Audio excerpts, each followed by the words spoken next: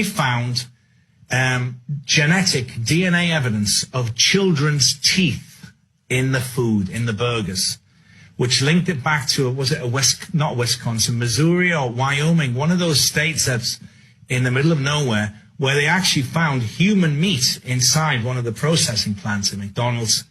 And they said, we're not sure how it's happened. Maybe somebody fell in there and they haven't reported it. But between McDonald's closing, the reports of the Japanese McDonald's try to pass the buck, try to blame it on the Americans, saying, we got the food from the USA. It didn't come from here. And then they said, you know what? That's probably somebody playing a prank. But they're closing a lot of branches down at McDonald's. And McDonald's traditionally, Nick, in the last 40, 50 years has been one of the safest franchises you could buy. Because what they do is they do a very, very detailed demographic study of where you're going to put these McDonald's, about the income of the people, where they are, the population. They don't just put them randomly. They're very, very specific about where they are. So human meat in the McDonald's food, including children's teeth that have been ground up and put in there. Very disturbing. Why?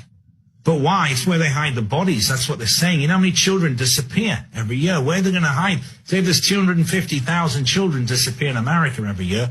Where are all the bodies?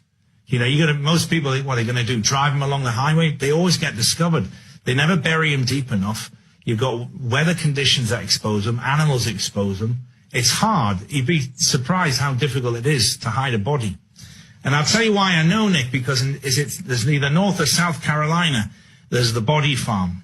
Now, the FBI they use this as a training ground. So what happens is when the Americans die, they leave the body to science. And what they do in this ground is they put the bodies in different situations.